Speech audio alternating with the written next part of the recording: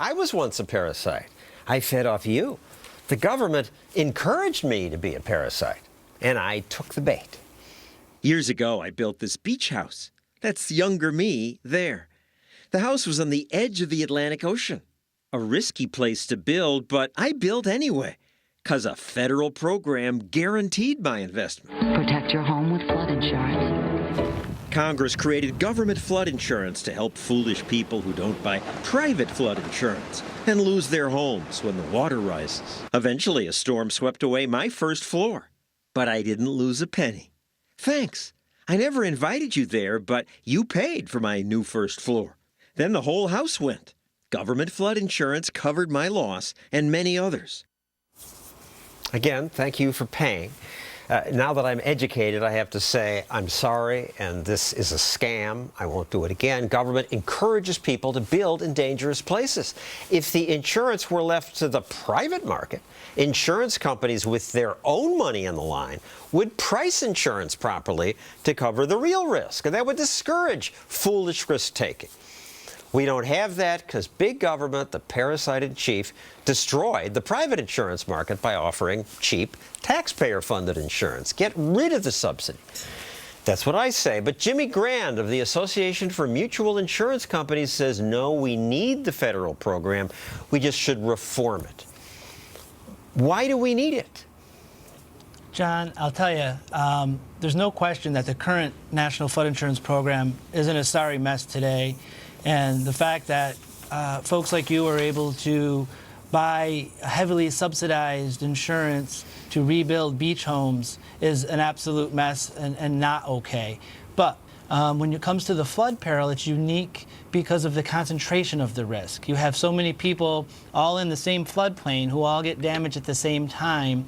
And that risk is also correlated in a way that you don't find in risk when you're talking about like an auto accident or a fire in your home. So what? Then insurance companies would charge more for that, and insurance companies are national companies. There's not a flood all over America at once.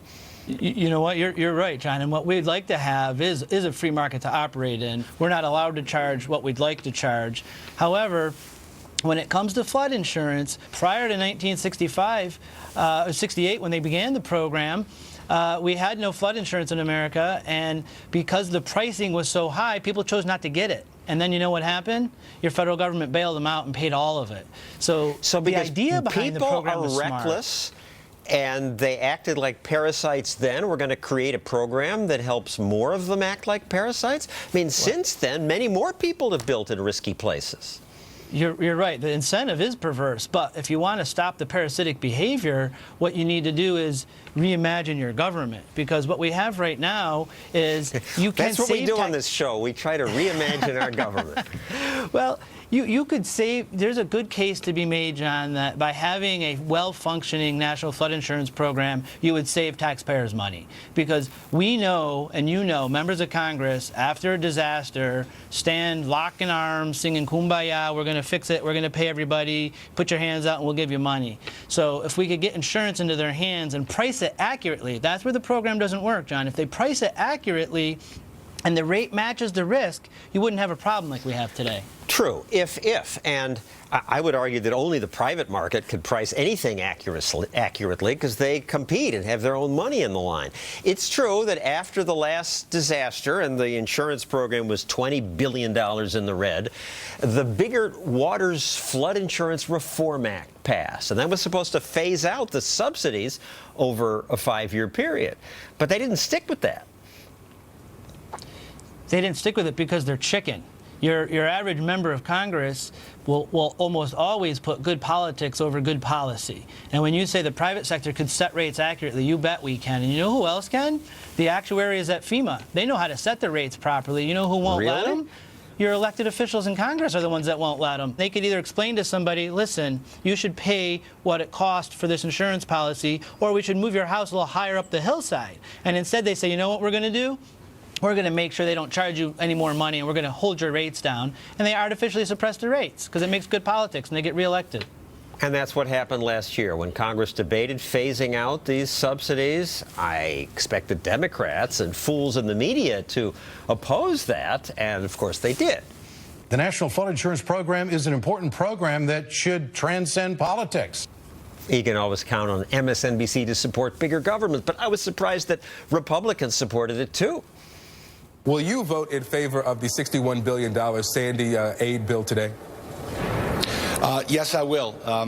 We do need, this is the National Flood Insurance Program. It is something promised by the federal government. A shutdown of flood insurance, even a temporary one, would do tremendous damage to our struggling economy and our nation's fragile housing market. More money, more free stuff, more parasites. The cowardice with which and the appalling nature in which Congress acted, it makes sense when you tell them, shouldn't rate match risk? Isn't that fair? And they all said yes, and they all voted for it. And then as soon as they went home and had 2 knocks on their door saying, oh, look at my rates are going up, they quickly ran back out and they undid the reform. I mean, you were right in the sense of it is incredibly disheartening, parasitic, and apparently there's more fools in Washington than you even imagined.